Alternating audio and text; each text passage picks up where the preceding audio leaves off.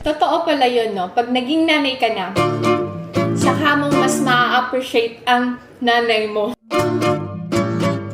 Marirealize mo, no, kung gaano ka kasamang anak.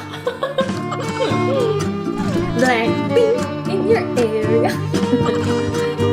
Tingnan niyo yung cameraman ko. Nakahiga. Ulit. Thank you.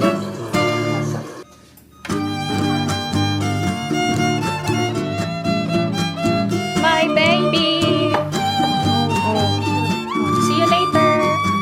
Love you, ate. Bye. Ito na ang aming dinner. Yan na lahat. Kain tayo. Kain tayo.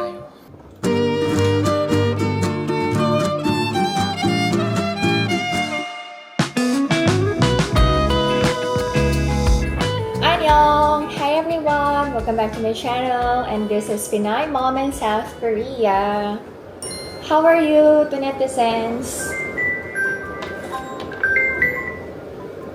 Tawag ng tawag yung credit card.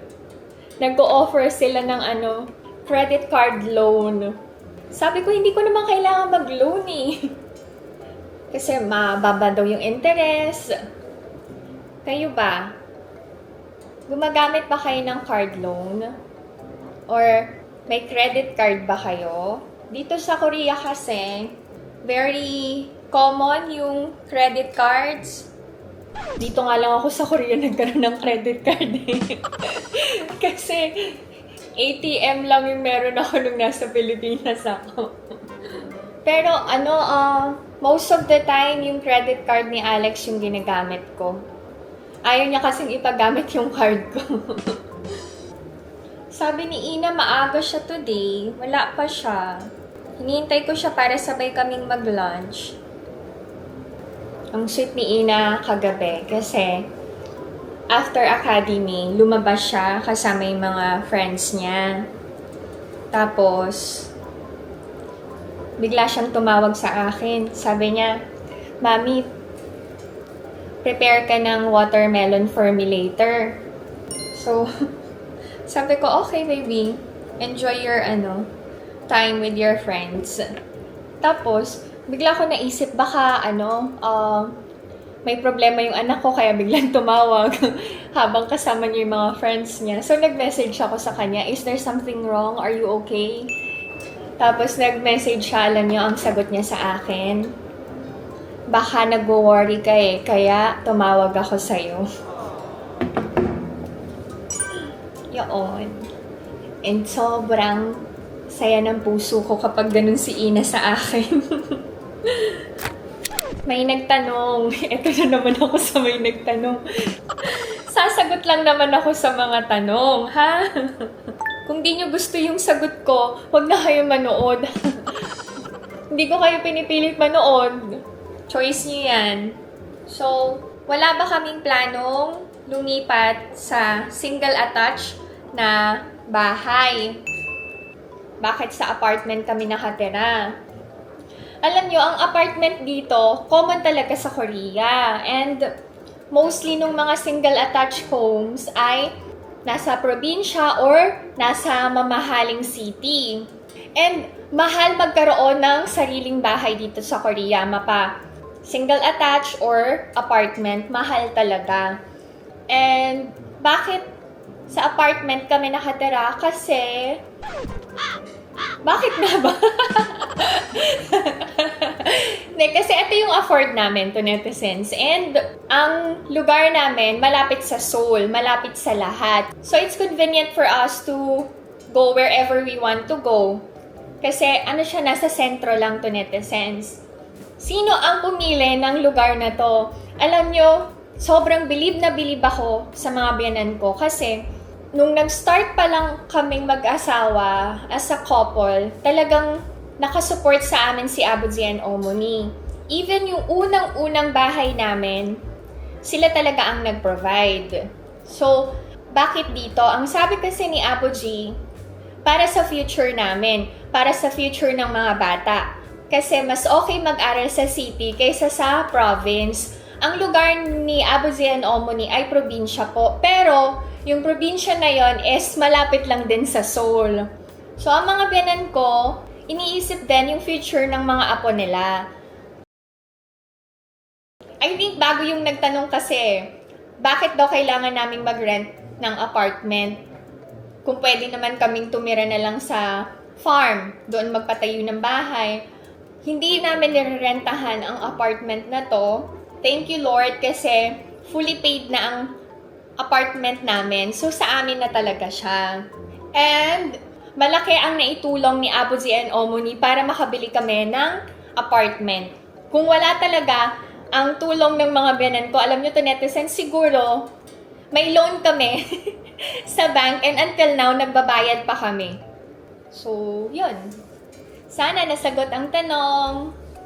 Kailangan ko na ding magpalit ng mga towels to netizens, ilang taon na to. At saka alam nyo, hindi din talaga maganda na palaging dinadryer. Kasi, ito tignan nyo, nagtastasan na yung tahi. Pag nag-sale sa Modern House, bibili ako ng mga bagong towels. Mahal na din kasi ito netizens. Over the years, alam nyo, grabe yung mga presyo ng mga bilihin, no? Hindi na natin mapigilan yung pagtaas ng mga bilihin. Habang tumatagal, yung value ng pera natin lumiliit. Kaya nga mas magandang mag-invest sa mga bagay na tumataas yung value, no? Ay, eto, naalala ko na yung tanong. Ang nagtanong is a housewife na merong asawa na nagtatrabaho dito sa Korea. Kasi nabanggit ko na merong summer vacation ang lahat ng employees dito sa Korea. 3 days yon plus may bonus sila, di ba? Nagtanong si wifey kung magkano daw yung bonus. I think hindi sinasabi ng asawa niya kung magkano. Iba-iba kasi yung amount. Depende sa, sa boss. May mga sadyang na galante. So, merong nagbibigay ng 200, 300, 400, 500. Ay, wala palang 500. Wait. Baka mag-away pa kayong mag-asawa. Dahil nagbigay ako ng maling information. Wait. Kung sa factory nag-work ang husband mo, I think ang pinakamalaking bonus ay around 300,000 won. Ang pinakabababa ay 100,000 won. Iba kasi ang amount ng bonus ng mga Korean employees kaysa sa mga foreign workers. Magkano ang bonus ng asawa ko? Secret. Kasi every year sa Samsung, 2 beses silang nakakatanggap ng bonus to netizens. And sabi ko nga sa inyo, ang bonus ng asawa ko, hindi ko yan kinukuha. Sa kanya yan lahat. Pero, my husband is very generous talaga Whenever he receives his bonus, ang palagi niyang inuuna na bilhan ay kami ng mga bata. So, yun. Ay, ito pa, nakakatuwa yung tanong pala. Ano daw trabaho ng sister-in-law ko? Baker ba siya? Kasi mahilig siyang mag-bake.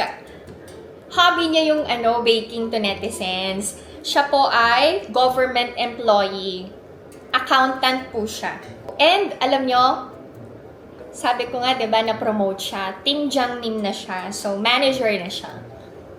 Ang sister-in-law ko and ang asawa ko ay parehong scholar. And brainy talaga silang magkapatid. Since si Alex ay nasa magandang company, syempre, gusto niya si Ina and Ijun makapasok din sa magandang company. Ang totoo niyan to netizens, ang daming benefits and incentives as in, kapag nasa malaking kumpanya ka nagtatrabaho, secured ang future mo. So, that's the reason why si Alex, very Korean style siya pagdating sa education ng mga kids. And nag-a-agree din ng mga biyanan ko to netizens. Palagi nilang sinasabi kay Ina and Ijun na mag-aral mabuti para magkaroon ng magandang buhay, stable job. Alam nyo to netizens, natalo na ng Hynix ang Samsung. Dati number 1 ang Samsung, 'di ba? Ngayon number 2 na lang sila. Ang Hynix, grabe. To netizens, alam nyo ba? Yung cousin ni Alex na nag-work sa Hynix, naka-receive ng worth 60 million won na bonus! Grabe!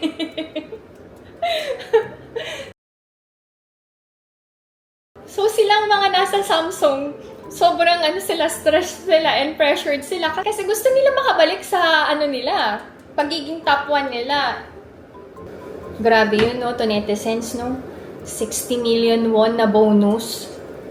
Sabi ko kay Alex, lipat ka na ng company. Sabi niya, hindi na ako pwedeng lumipat. Mag-50 na ako eh. Ilang years na lang, magre-retire na ako. Lilipat pa ba ako? Talagang tiniis ni Alex yung ilang years na nasa malayo siya sa amin. Kasi diba may project siya na na-extend ng na-extend. Para yun sa future ng mga kids, to netizens. Kasi ang Samsung nagpo-provide ng financial aid for education para sa mga anak ng empleyado. Ang sabi ni Alex kasi, per anak, worth 5 million won ang binibigay ng company per semester. So, since dalawa anak namin, 10 million yung marireceive ni Alex for Ina and Ijun, which is malaking tulong yon para sa amin in the future. Pag nagsabay mag-college si Ina and Ijun, Diyos ko Lord, sobrang bigat sa bulsa niyan. Kaya yung iba, nagpa-part-time job para makatulong sa parents. And hindi lahat to netizens afford mag-college sa sobrang mahal. Swerte na lang kapag nakapasok ka as scholar ka. Pero kahit scholar, di ba, may mga expenses pa rin yun. And then yung iba, kumukuha ng vocational course kasi mas mura. Kaya lang, limited yung pwedeng pasukan na trabaho. Since mahal talaga magpaaral dito sa Korea, mostly ng mga parents, nagsisave na talaga para sa future ng mga anak. Nasa tiyan pa lang, alam nyo, may insurance na. Yung mga babies, to netizens, sa totoo lang. Meron ba si Ina and Ijun nun? Wala sila nun. Nag-start kami nung first birthday, si Ina. Yung nakuha naming money, nakasave na yun kagad. Dito sa Korea kasi, pag nagpa-first birthday ka, marami kang matatanggap na gold rings, basta gold. So, yung mga natanggap na gold ni Ina and Ijun, nakatago din yun. Ibebenta ko kapag nag-college na sila. Yun, to netizens. Pang-college nila yun. Pero sana wag mabenta, diba? Kasi para pwede pang ipamana sa mga apo ko.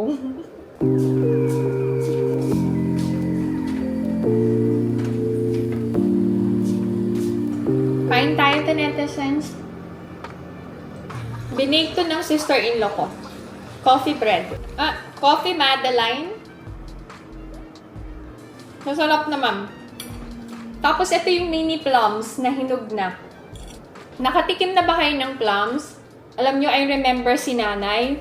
Pag gusto kong kumain ng plums, dadayo siya ng Divisoria para bumili. Grabe din magmahal ang nanay ko, alam nyo. I think ang pagmamahal ni nanay is act of service.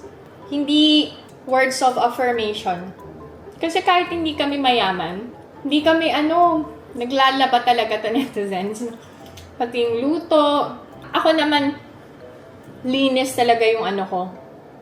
Gustong gusto kong gawin. Parang ang nanay, nakahanda na lahat. Kakain ka na lang. Susuot mo na lang yung damit mo. Ganun ang nanay. Pero grabe strict ng nanay ko, to netizens, grabe yan talaga. Pag tinawag niya na kami, Tonet, Mares, kami ng ate, nanginginig na yan. Namamalo ang nanay. Hindi niya kami pinapaapak sa baha, pero ang nanay ko talaga, bubuhatin niya kami. Kasi sa Ramon magsaysay kami graduate ng ate, bahain sa Espanya. Nako, ang nanay talaga, bubuhatin kami niyan. Siyempre, hindi sabay, hindi niya naman kaya. Buti na lang malakas si nanay. Sa bagay, sobrang payat namin ni ate before Yung estudyante pa lang kami. So, kinaya ni nanay na buhatin kami. From Spania to Vicente Cruz yan, to netizens. Tapos ang uniform namin, yung blouse, puting-puti yan. Yung skirt, planchado. Siguro dun kami, nagkapareho ni nanay pagdating sa pag-aalaga sa pamilya. Kasi alam niyo, si nanay and tatay, hindi din perfect ang relationship. Nag-aaway din.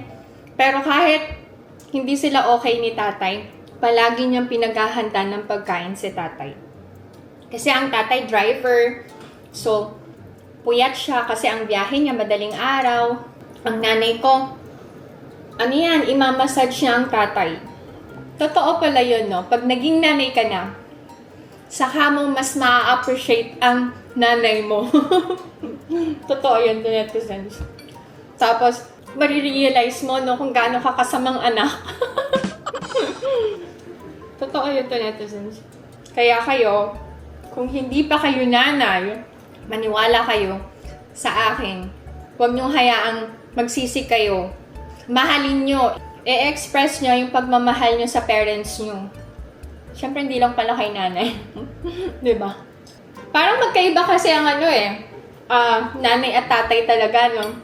Tayong mga anak, mostly, mas makananay tayo, no? Parang bihira lang yung makatatay. Ang tatay ko naman, every sweldo, pag malaki yung sweldo niya, pagkagaling namin sa simbahan, diretso kami sa kainan, Jollibee, sa Lianas, mag-grocery kami, bibili ng toys. Bigla akong namiss ang nanay at tatay ko. Kaya maswerte kayo kapag kasama niyo yung parents niyo. Kasi marami kayong pagkakataon na bumawi sa kanila. Pasyal niyo sila, simba kayo, treat niyo sila sa masarap na restaurant. I miss you, nanay. I miss you, tatay. Ginagawa ko sa plums. Nilalagyan ko asin. Para maalat-alat.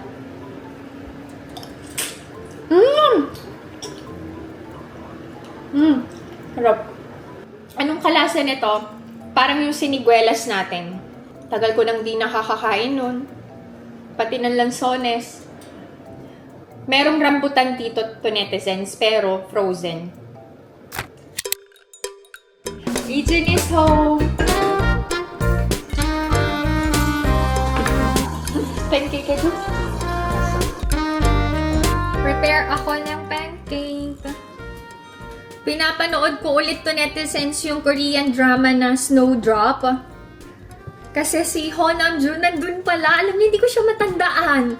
Kasi that time, ang crush ko is si Jong Hae-in. First drama yun ni Jisoo ng Blackpink. Blackpink in your area.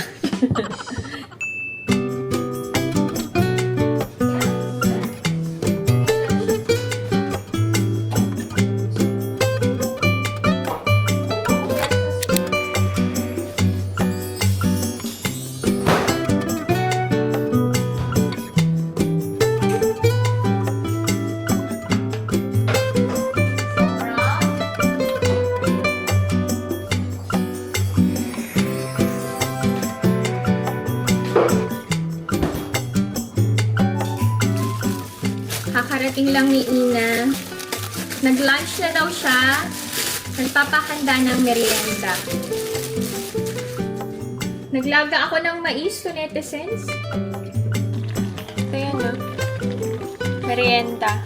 Kaya pala late siya. Meron siyang one-on-one interview before going to Denmark. Pinapacheck niya kung hindi pa expired yung passport niya. Tapos expired pala, no? Di siya natuloy sa Denmark. Ay, wag naman. Sa January ang alis niya to netizens. Next year pa naman may expire yung passport ni Ina. Korean passport holder na ba ako? Yes. Dual po ang aking citizenship. Parang kasi hindi ko kayang i-give up yung pagiging Pinoy ko. Kaya nagpa-dual ako.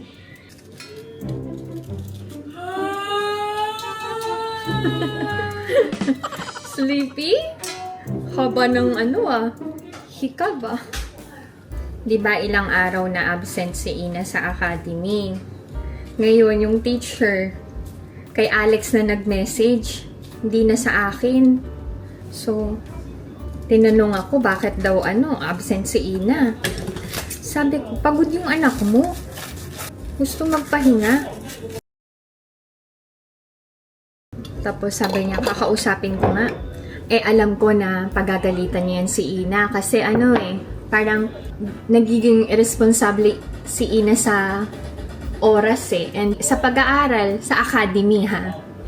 So, sabi ko kay Alex, wag mo nang pagalitan kasi hindi naman tatamad-tamad yung bata sa pag-aaral. Siyempre, napapagod din. Kahit naman sino, sabi ko, buong araw nang nag-aaral, pagod na sa school, pagod pa sa academy.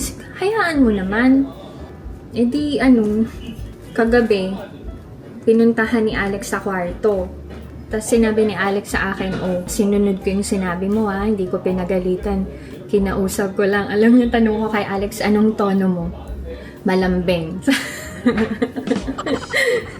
Sabi ko, very good ka dyan. Sabi ko, dapat ganyan. Huwag mo lang pagalitan. Kasi alam ng mga bata yung hirap natin sa pagpapaaral sa kanila. Kaya in return, di ba, nag-aaral sila. Pag may exam, they really do their best. So, yun. Natuwa naman ako kay Alex kasi nakinig siya sa akin. My baby! Oh, baby. Okay.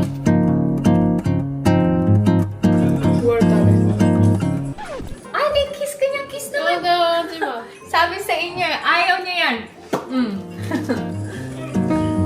Say hi, baby. Go. Hi. Okay. Nag-order ako sa Kupang ng... May hula kayo kung ano? Wow! Nag-order ako ng Morning Glory and okra. Hala! Ito na, maanawan sana yung cameraman ko naman Oo. And chicken nuggets for Ina. This is not for Ijun. Tingnan niyo yung cameraman ko. Nakahiga. Kulit.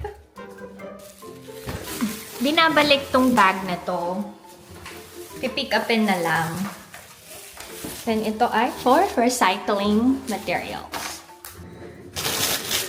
To netizens, ang okra ay from the Philippines, our very own. Grabe no, nakaka-proud kasi even dito sa Korea, nag-e-export tayo ng okra. Pero to netizens, okay pa ba itong ganitong itsura ng okra? Tingnan nyo Parang may itim-itim. Tapos, meron na ding Morning Glory. Anong Tagalog nito? Kangkong. Ito yun. May cravings ako ng sinigang. Yung sinigang na baboy. Magluluto ako nun. Dapat ngayon ulam namin today. Kaya lang walang karne. Sarap ng sinigang. Itong chicken nuggets, sobrang favorite ni Ijun.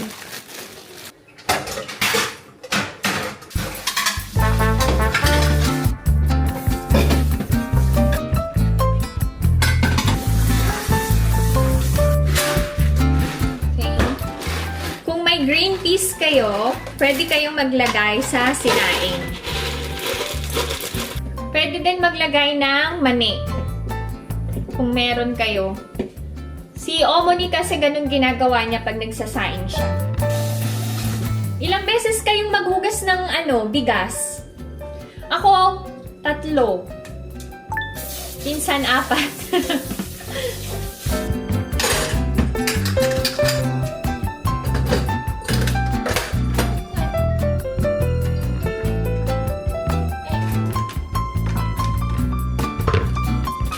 Ilalabas ko ang aking blender para makapag fruit shake ako. Regalo to ni Alex sa akin. Kapag nagsabi ako kay Alex na may gusto ako, Ang gagawin niya, alam niyo, maghahanap na siya niyan kagad. Tapos, magsasabi siya, eto ba gusto mo? Papakita niya sa akin. Tapos, sabihin niya, nabiling ko na ba?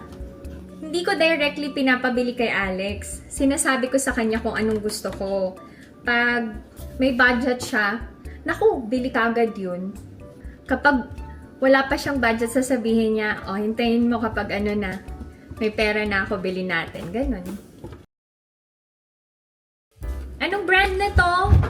Tefal. Kumusta na yung paso ko? Ito na update. Medyo natuyo na to, netizens. Avocado shake ako. Meron na akong hinog na avocado. 2. Ito yung binili namin sa palengke ni Alex.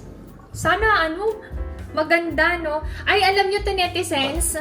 Pag gusto nyo magpahinog ng avocado, itabi nyo lang yung mansanas. Mabilis mahinog. Balik ko na sa ref, pinakita ko lang sa inyo. Tawagan ko si Alex. Araso. Ang ginagawa kasi ni Alex, bababa siya sa susunod na station. Tapos maglalakad siya pa uwi sa amin para exercise niya na. Kasi last time, naghanda ako ng dinner tapos late siya. Yun pala, naglakad siya pa uwi. Tumawag na ako kasi kapag naghanda ako, lalamig yung pagkain. Darating siya after 30 minutes daw. Maya-maya na ako maghanda. Very disciplined si Alex talaga. Pag nag-set siya ng goal para sa sarili niya and para sa health niya, talagang ina-achieve niya yon. Ang ayaw ko lang sa kanya, pag nagbabike siya or nagja-jog, hindi siya nagpapahid ng sunscreen. Alam niyo kung bakit? Gusto niya magpatan kapag summer. So, si Alex, papakita ko sa inyo later, yung skin na may watch, maputi, tapos the rest, yung exposed na balat, actually, di naman nga umiitim, namumula yung asawa ko. Sabi niya sa akin, mas maputi ka na sa akin, Mar. Sabi ko, hindi. Namumula ka lang, hindi ka maitim. So, eto. Kasi naka-t-shirt siya kapag lumalabas siya. So, yung body niya, yung hindi exposed, maputi pa rin. Ako, hindi ako maputi, mapusyaw. Pasok na daw si Ijun. See you later. Love you, Adel. Bye. Oh my! Yung Pinay friend ko, na-aksidente sa trabaho niya, to netizens. Nabagsakan ng salamin yung kamay niya. Wait lang. Ayaw magpadala sa ospital? Tawagan ko lang to, netizens. Ay, Diyos ko, nangihina ako. Ito yung mahirap sa mga artista dito sa Korea. Ibig sabihin ng artista TNT, mga illegal. Kasi wala silang insurance. Pag nagpa-ospital sila, mahal ang bayad. And etong kaibigan ko na to, sobrang sipag sa trabaho. Alam niyo to, netizens, ayaw niyang nababakante siya. Ayaw niya na uma-absent siya. Kahit may sakit, alam niyo yun? Kagaya nito, yung kamay niya injured. Sabi ko, ipatahi niya. Kasi mas malaki yung gastos kapag na-infection. Diyos ko, ang lalim ng Ayaw makinig. Sabi ko, puntahan kita. Ako na magdadala sa'yo sa ospital. Ayaw, takot daw sa tahi. Saka na lang siya magpapadala sa ospital kapag nilagnat siya. Ay, Diyos ko, Lord. Sa mga hardworking dyan, please, prioritize yourself. Yung health nyo, kapag may nararamdaman kayo or na-aksidente kayo, huwag kayong manghinayang sa gagastusin nyo. Kasi, mas malaki yung mawawala sa inyo kapag hindi kayo nagpagamot kaagad. Mas lalala ang sakit. Sabi ko, huwag ka nang pumasok bukas. Pupuntahan kita. Ako na magdadala sa'yo sa ospital. Ayaw. Anyway, ang hirap din na ikaw yung inaasahan ng buong pamilya. Parang wala ka nang ititira para sa sarili mo. Makapag-provide lang sa family mo. Which is mali to netizens. Apektado ako. Apektado ako to netizens kasi pareho ko to nanay din siya eh. So kapag may nangyari sa kanya, paano yung mga anak niya sa Pilipinas, di ba? Ay. Hindi ako nakasmile to netizens. Mukha lang ako nakasmile. Naano ako eh. Sinend niya yung picture. Ay, Diyos ko Lord. Kailangan tahiin yung malalim na sugat, diba, to netizens? Sa mga doctors dyan. Kasi yung iba, hinahayaan na lang nila without tahi. Mas matagal yung healing process nun, diba? Correct me if I'm wrong to netizens. Kasi si Ijun, na-aksidente siya sa school. Tumama sa corner ng desk yata. Basta somewhere. Kaya, malalim eh, yung sugat. So, dinala ko kagad sa ospital. Tapos, pinatahi. May scar si Ijun dito sa dulo ng kilay niya. Pero, ipapalaser ko yan pag, nag-college na siguro. Nagkaya niya na yung sakit ng laser. Parang ako yung asawa ng friend ko. Parang, natatawa ako. Ganito ako magmahal sa kaibigan, lalo na kapag pareho kong nanay talaga. Anyway, 6 na. Kailangan kong gisingin si Ina, papasok siya. Baby, it's 6 now. Hindi ko na malayan yung oras. Nandito na yung asawa ko, di pa ako nakakapaganda ng dinner. Sobrang init daw. You say hi, my love. Come on. Say hi. Luto na daw ang aming kanin. I'll show you to netizens. Okay. Ganyan siya. So, kapag naluto na, kailangan haluin. Careful na hindi madurog ang green peas, which is impossible.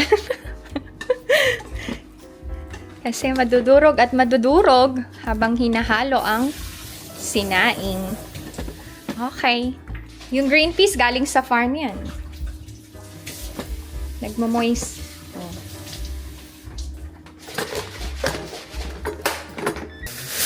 Ito yung mauwi namin from the farm. Papainit ko lang to. Meron na din kaming tofu soup. Ito isda. Ito naman ay pork. Malaki na din nagbago kay Omoni. Hindi na siya masyadong naghahanda ng sobrang dami. Madami pa rin. Ito rin. Ito yung tinatawag na mul kimchi or water kimchi na popular side dish for summer. Si Omoni masarap maggawa nitong water kimchi. Mas masarap kapag may pear and apples. Ngayon kasi puro cabbage. Hindi pa kasi available yung dalawang prutas.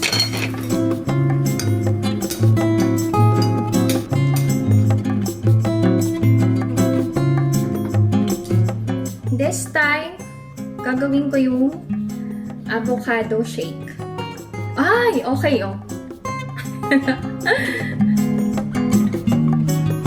Parang okay na yung isang avocado lang, no? Lagyan natin ng ice. Fairness, masarap yung avocado, And then, honey from my in-laws. Pure honey to netizens. Ay, ang dami! Oh, ang dami! Ay, masyado. Ay! Nung bata kami, si nanay, pinapakain kami ng 1 kutsarang honey every day. Maganda daw to sa katawan eh.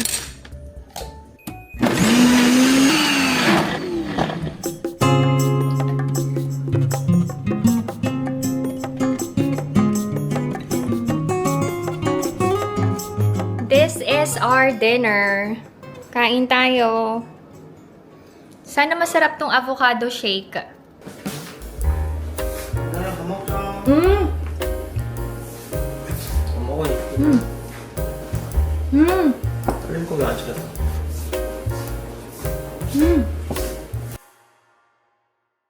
Parang mapait. Naparami yata yung lagay ko ng honey. Pero lasa yung avocado. Okay lang. Request na cucumber kimchi. Nakalimutan ko.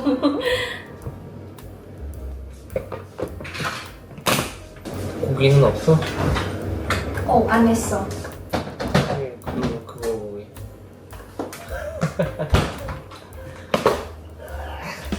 Daming request today ah. Gusto niya ng harne. 고맙습니다요. Okay. 고맙습니다요. Wait. Ito na ang aming dinner. Yan na lahat, oh. Kain tayo. 까인 타임.